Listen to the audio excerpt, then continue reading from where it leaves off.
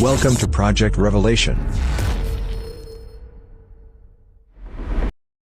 The age of the earth might be one of the most heated debates of all time. They really believe the earth is 6,000 years old. They are really wrong about that. What does the Bible really say about the age of the earth?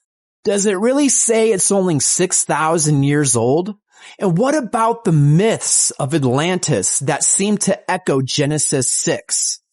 There are some fringe historians that have theories about advanced ancient civilizations and how their world came to an end. As we dig further into the Bible, we will uncover some possibilities that might challenge your mainstream Christian beliefs. And I have Gary Wayne here to help me weigh in on this important topic. Because of the angelic rebellion, which then gets corrupted again by the fallen angels, and then you have the creation of Adam to be the resolution to the angelic rebellion. If God did indeed create Adam to deal with the fallen angels of Genesis 6, then our purpose here on this planet goes deeper than we could ever imagine.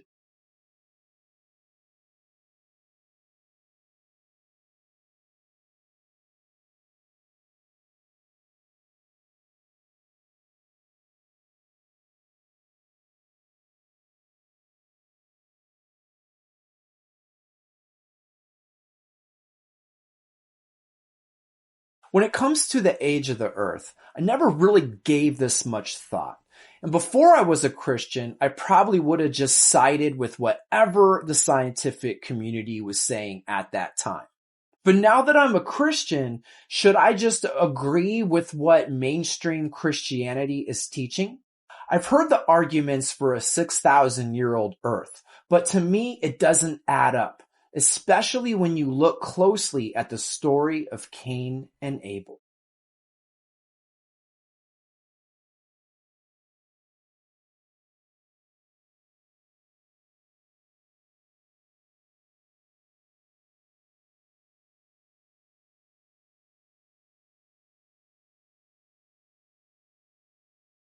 You know, one of the things that a lot of people ask is if the world is only 6,000 years old and Adam and Eve were the first human beings, then how does Cain, after only Cain and Abel being born, get exiled and ostracized and require a mark for protection, and then finds a wife immediately in a place that's called Nod, which is indicating the civilization, and builds a city for his wife when there's supposed to be nobody else there, that you don't need a city, and calls it after his first son, Enoch, or Hanok, as some of the transliterations go. And if you look at that at face value, this happens very, very quickly afterwards, like within 20 or 40 years. So he's obviously not looking for protection from generations down the road, although that may come into effect, but he's afraid in the moment. And so he's looking for protection and receives that mark. And then he finds people, and none of that lines up with the standard sort of chronology or doctrine in Christianity. And I don't believe the Bible contradicts itself. So I believe the answers are in the Bible. I also don't necessarily accept the standard dogma at times, because it doesn't make any sense if the standard dogma is in conflict, and then that allows the adversaries to throw wedges into Christianity and create doubt. And so I always dig deeper in, and that's what I find is the answer is always deeper and found within the Bible if you actually find it. So I would indicate that Adam and Eve perhaps are not the first creation of humankind. That we get within the Eden account so many differences between the day 6 account that you are left with two possible options. One is the Bible is in contradiction, or there's a separate creation first in day 6 followed by this day 7, followed by, we don't know how long, but sometime after day 7, the creation of Adam in Eden. And if you start sort of there and then start to look at the details, then you start to say, hey, there's more going on here than just the one creation.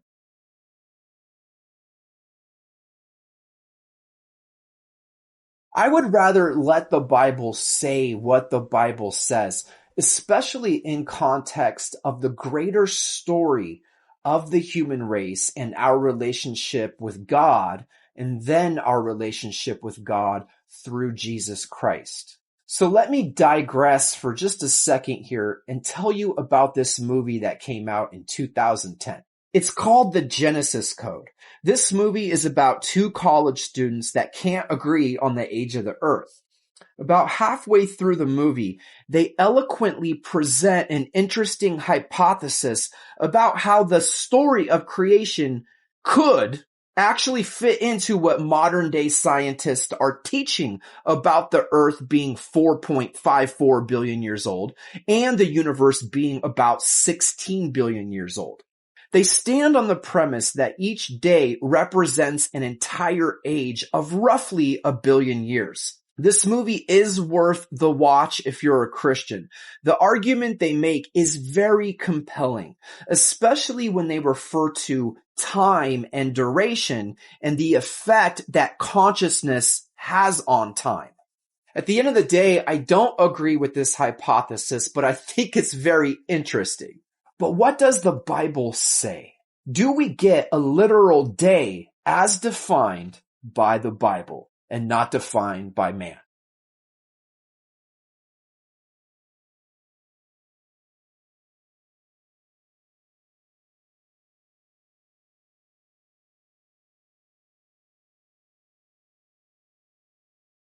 When we look at the days of creation, we do get a literal day. One of the things we really want to keep in mind when we're looking at the English translation and trying to take it back to Hebrew in the Old Testament or Greek in the New Testament to verify the translation is we run into this concept or in sort of not a problem, but just that we need to understand it properly, that each of those original Hebrew words and Greek words can have multiple meanings. So we want to make sure that the meaning that is selected not only fits with the narrative that it's in and the sentence that it is in, and that translation doesn't contradict other passages in the Bible.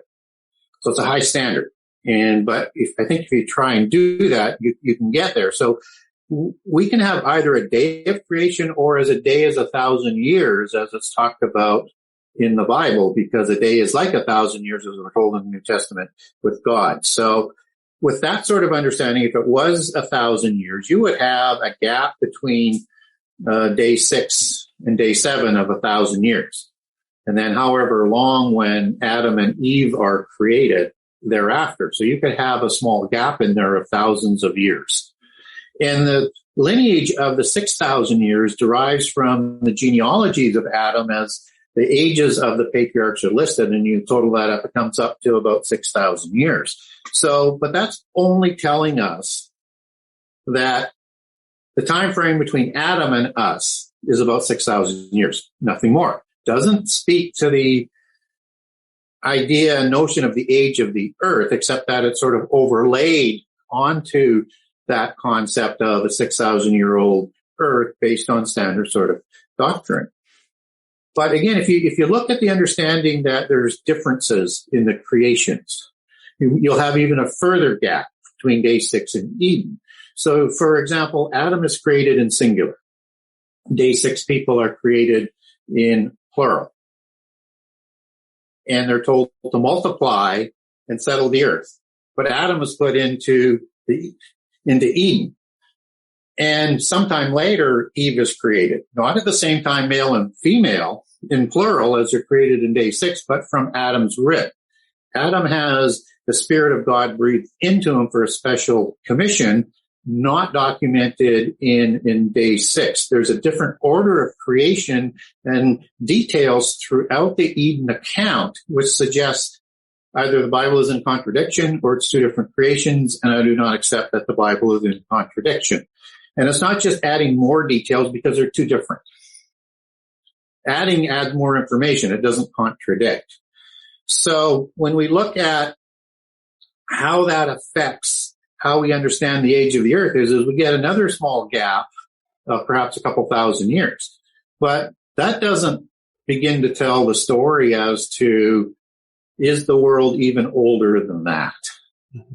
But what it does to begin to teach us is, let us look at the meanings of the words and try and establish what was really trying to be said in God's word that's provided for us. And we know that Adam is the same species as the people of day 6, because man in day 6 is Adam. Just as man and Adam becomes the name for the man that's created in day 6. So we're not saying that these are different types of beings like Neanderthals or people like that in day 6, just that possibly and most likely you have at least 3 races created in plural in day 6.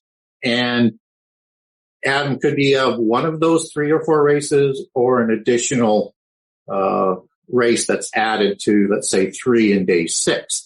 So we need to take a step back and say we can't stand on the pedestal that the world is 6,000 years old just based on the lineage. We can only say the period between Adam and now is about 6,000 years. The concept of God creating Adam for a special commission with the Spirit being breathed into him is loaded with information that's part of the greater context of the Bible. And if you consider that you have an angelic creation, and we know angels are created from before the creation of the world, as they're listed in that order in Psalms 104, you have an angelic rebellion that takes place sometime after creation, however many times that may have been, or how old the earth is, and wherever you want to place it, there's a rebellion. And the creation of the Adamites is the resolution to the angelic rebellion.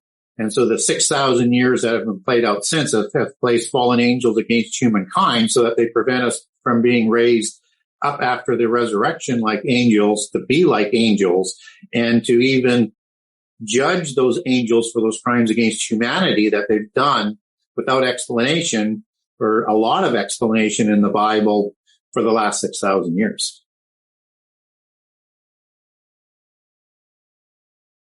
I had an interesting synchronicity occur while reading Gary's book, The Genesis 6 Conspiracy. I was reading the section in his book on Atlantis, and then by chance I came across this podcast by a gentleman named Randall Carlson. Now, Mr. Carlson is not a Christian and seems to take some jabs at young earthers and Christians in general. But Randall talks a lot about Atlantis and how he believes that Plato was recording history, not just making up some fairy tale. He also believes in something ironically called Younger Dryas Impact Hypothesis. This hypothesis posits that fragments of a large, now more than 4 kilometers in diameter, disintegrating asteroid or comet struck North America, South America, Europe, and Western Asia around 12,850 years ago, coinciding with the beginning of the Younger Dryas cooling event. Now, the time frames match up perfectly with the catastrophic event that ended Atlantis and all other alleged civilizations. So let's take a closer look at the legend of Atlantis.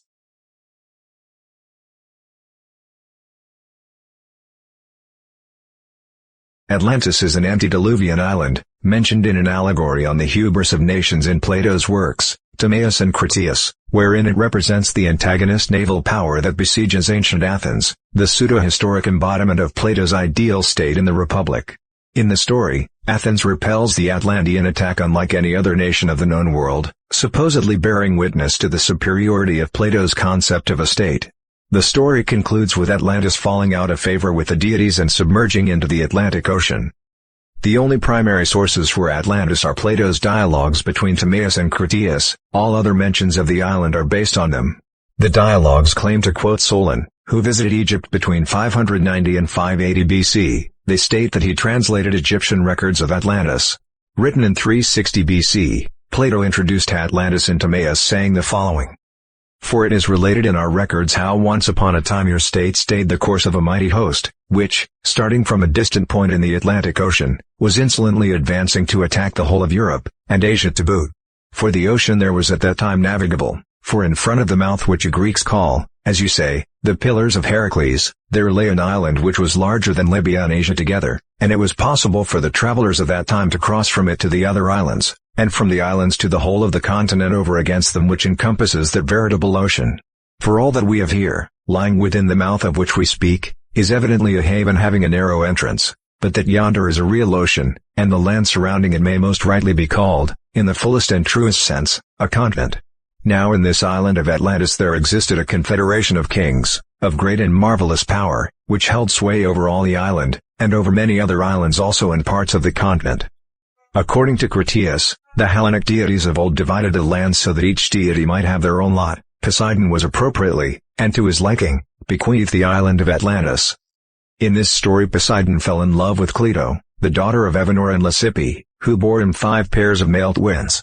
The eldest of these, Atlas, was made rightful king of the entire island and the ocean, called the Atlantic Ocean in his honor, and was given the mountain of his birth and the surrounding area as his fiefdom. Atlas's twin Gadeirus, or Eumelus in Greek, was given the extremity of the island toward the Pillars of Hercules. The other 4 pairs of twins were also given rule over many men, and a large territory. The mythology of Atlantis has so many parallels with the Genesis 6 story and the end-time beast kingdom. Let me submit a few to you. Atlantis tells the story of Poseidon, who is a god or fallen angel, falling in love with a human woman. They then bear 5 sets of twins. These 10 demigods or Nephilim rule the kingdom of Atlantis. And Genesis 6 tells us the story of the sons of God going into women to create Nephilim. In addition to that, the end-time beast empire consists of one Antichrist who has 10 kings that give over their kingdoms. Atlantis is said to have been destroyed in a huge flood. God judged the antediluvian world because of this very thing. And one can say that this is all a myth, especially because the Bible doesn't refer to Atlantis. Or does it? Let's look at Isaiah 23. Who planned this against Tyre, the bestower of crowns, whose merchants are princes, whose traders are renowned in the earth? The Lord Almighty planned it to bring down her pride in all her splendor and to humble all who are renowned on the earth. Isaiah 23 is one of those very interesting passages that sort of fits in with that dual prophecy sort of aspect that I like to talk about. And it has overtones not only for the end time, but for prehistory and sort of particularly a mythos in polytheism called Atlantis. And Atlantis is a Genesis 6 story. It has the gods or the fallen angels going to, and in particular Poseidon as being the king of Atlantis going to Cleito to produce 10 demigod kings. Just as you have the sons of God in Genesis 6:4 going to human females to create the Nephilim, demigods. Demigod in the ancient meaning means the offspring of a god and a human female. So it's the same story. We get polytheism looking through their polytheist lens, recounting the same story over and over and over and over. But the Atlantis one is just so important, I think, because it's used by secular society and polytheism today. And I think we get overtones in the Bible from it, and beginning with Isaiah 23. So this is an island that is destroyed. Well, Tyre wasn't an island. It had maybe a peninsula that was built on, but this is an island that's destroyed by the waters. right? This is and it's not that the king of Syria isn't going to come in and destroy Tyre, but he doesn't destroy it in this manner, right? And just as you have the king of Babylon that's going to come later and going to probably do some destruction on Tyre as well, and he does, but he doesn't destroy it in this manner. And this is the old city, which is language that's used in the Bible as it translates into English that goes back to a former age. And this is the location where all those proud and renowned ones are located. This is just, it is burgeoning with details that this is talking about a destruction of a city center of let's say, beast empire of the antediluvian world. And typically I don't include Tyre as one of the beast empires of the post-diluvian period in prophecies because it really isn't, except that Tyre is included in some of the allegories like Ezekiel 28. We look at Atlantis as being part of the world empire before the flood, reigned over by Nephilim.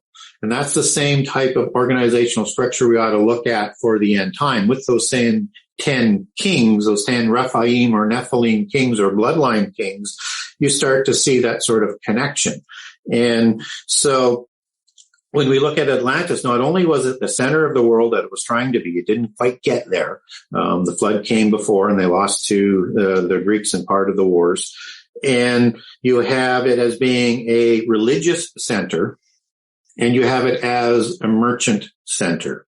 And then Tyre comes along after the flood as kind of a linking sort of allegory because it's like this empire of Phoenicians and Canaanites.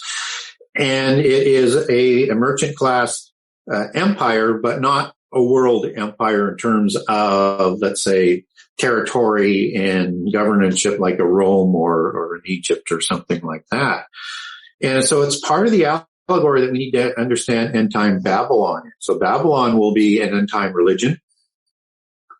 It will be a city, as it's said to be 9 times, and it will be a place where the world grows rich because it will control all of the monetary and business sort of levers. And I think all transactions will go through it. And Nineveh would be another allegory for this end time city because it's the city of blood and the city of Assyria, again, from a beast empire.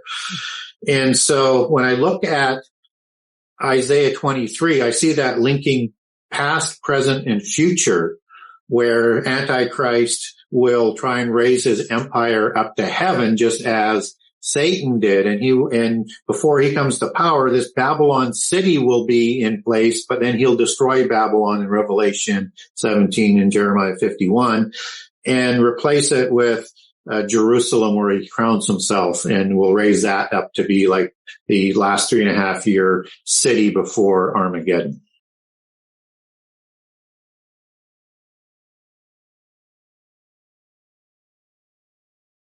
And the 10 kings hand their power over to him in Revelation 17 because they're jealous of the wealth and power who controls them as the world government, the 10 kings of the groups of nations, spheres of influence that we're hearing so much about now starting to form together, that they're going to hand their power over to Antichrist to destroy Babylon, which happens, and as described in Revelation 18. And then he creates a religion not known by the fathers or the people before. And it's going to be a religion that raises him to be like God, as described in 2 Thessalonians 2, and where Satan will also be worshipped. Because remember, taking the mark isn't the only thing that causes you to burn in the lake of fire, but also worshiping Antichrist and or Satan in the last 3.5 years are equivalent as it's detailed. So yes, it's a complete transition into a religion that hasn't dominated the beast empires, at least until before the flood. And I think what happens is we get that original Enochian mysticism that is going to be, and that's Enoch, son of Cain, as opposed to from the Sethian line, that is going to be reimposed, but it's going to have Antichrist at the top as the Messiah, and Satan as the God.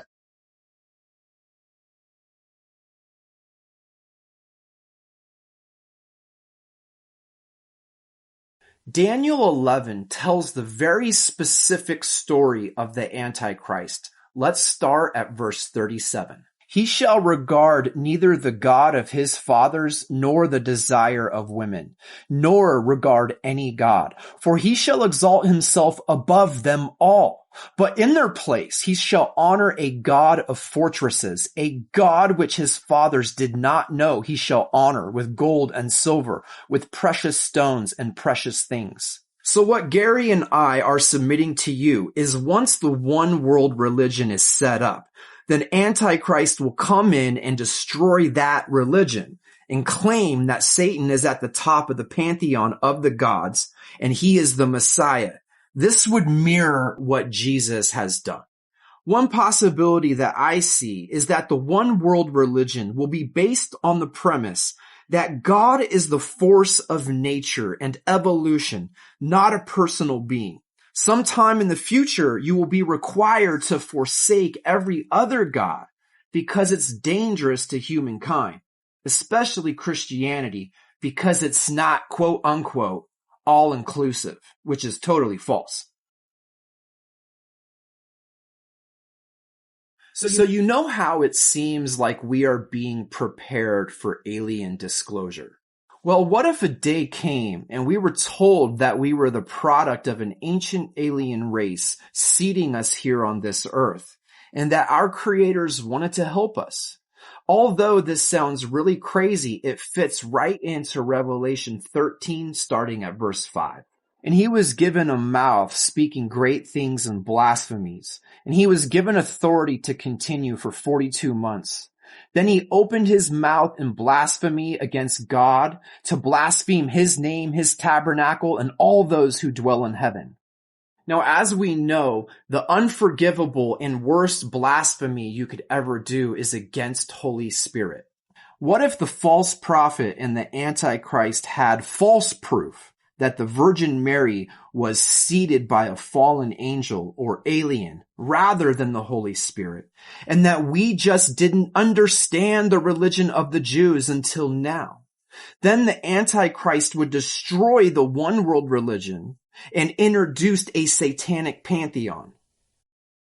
So in light of an angelic rebellion, we know that happened. But one thing that we don't necessarily get is the when did that happen.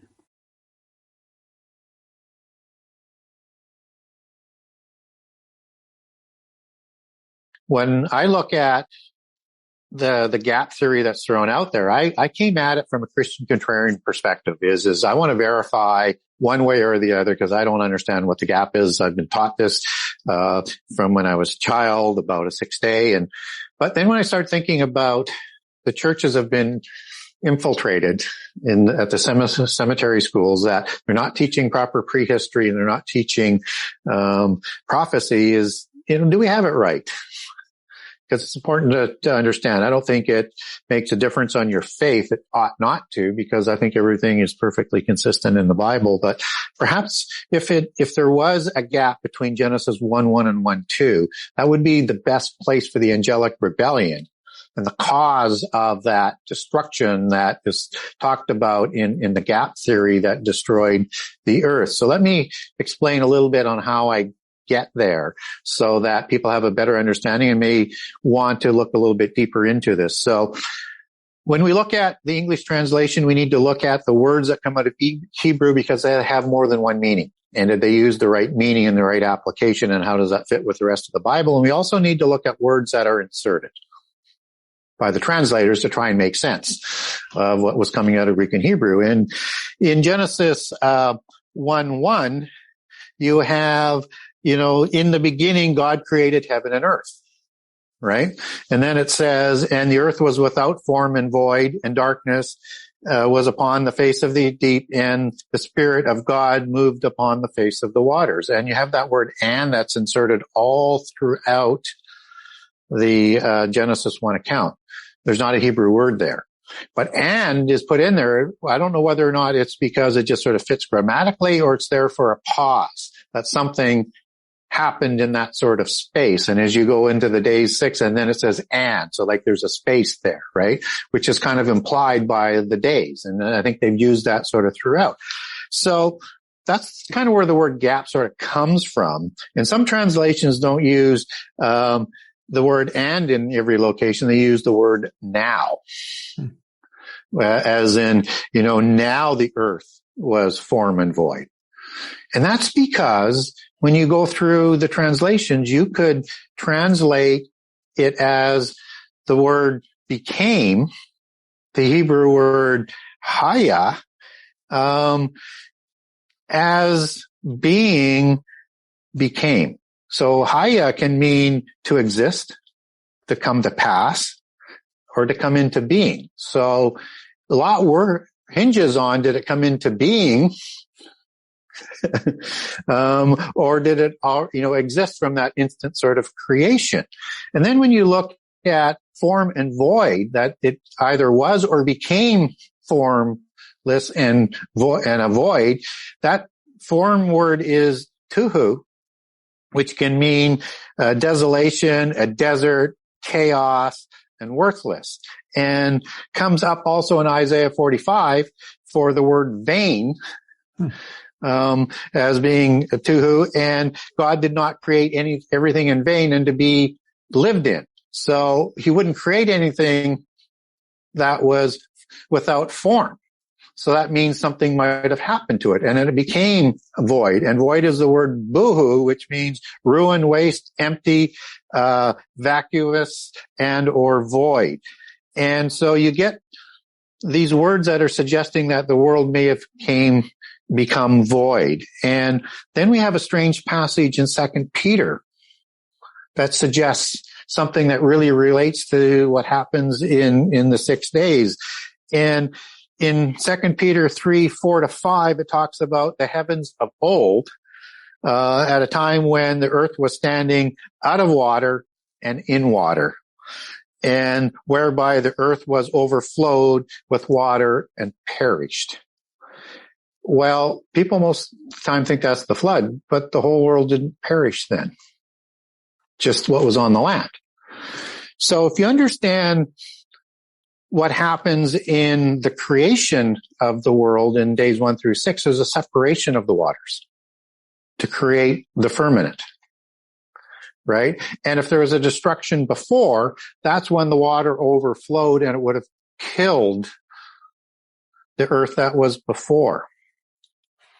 And so when you have this descriptions that seem to suggest a destruction, it starts to make some sense. So now when you overlay Psalms 104, which is another telling of the creation, and you have the angels that are created before, just as Job 38 talks about angels being created before the physical world is created. And in verse 5, it says that the foundations of the earth were laid never to be destroyed. And you have this possible destruction where the earth, as it's talked about in the book of Job, as the foundations being laid, but there's this destruction in the former age that may have destroyed the earth, not completely, but down to its foundations, because they're the ones that can never be destroyed. And then the earth is covered with water and over the deep. And in verse 30, this is the key, I think, is that the earth is renewed when God sends his spirit, just as in Genesis 1:2, and the spirit was over the earth, and that's when the days of creation get started.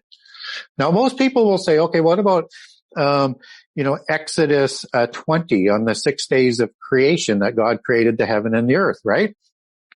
Well, it doesn't really get the word creation. It's made. It's a different word. And as in form, as opposed to creating out of nothing, which is the word that's used in Hebrew in the book of Genesis. But the key is what's the definition of heaven? And heaven is the Hebrew word shama, which can mean the heavenly dwelling of God. It can mean the space between the firmament and the rest of the universe, or it can mean the space under the firmament. So you have to apply it in the right word. So in days 1 through 6, actually calls the firmament heaven that's created. And so if you're into a renewal of the earth, as Psalms 104 tends to suggest, then you have this world that would have been destroyed to its foundations in the angelic rebellion, but God is going to start it anew. He's going to send his spirit. He's going to renew the earth and recreate the firmament by separating that water crashed down to the earth apart again, which creates the firmament. And everything in the firmament includes the sun inwards, and everything outside is beyond that, so that you can start to have the creation process of the rest of days, of the days of the week that created the earth. And so there's a good argument that you could translate that differently, and it would not be out of contradiction with the rest of the Bible. And in fact, the word in the beginning is resith. It means the origin of the world. And in Genesis, or in 2 Peter, it's the word arche that's in the beginning, which means at the beginning or the first time. And so all of it sort of indicates that there may have been a renewal of the earth because of the angelic rebellion, which then gets corrupted again by the fallen angels. And then you have the creation of Adam to be the resolution to the angelic rebellion.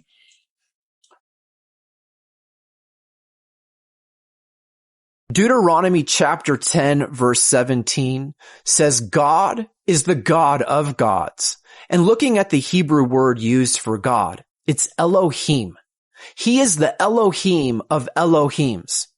All throughout the Bible, we see a battle between the created spiritual beings known as the Elohim and God, who is Yahweh, who is the Elohim of Elohims. The battle is fought over us, the human race. No matter how old or young the earth actually is, the overarching story in the Bible is beautiful, and our purpose as a Christian is so important. We live in a world where deception is so grand and so widespread, but we have the truth at our fingertips whenever we want it, and we can deliver it to our sphere of influence. According to Luke 10:18, Jesus left us here with power and authority. He demonstrated what our Christian walk and relationship with God should look like. And according to 1 Corinthians chapter 6 verse 3, humans will one day judge the fallen angels for their sin against creation. And no matter how deep or shallow your knowledge goes, we are to bring truth and love to a lost and dying world. So it is my hope that if you've come across this video, that you will consider being a subscriber, because we've got a lot of good content that is going to come in the future. So I really hope you enjoyed this video. Until next time, go forth and bear some fruit.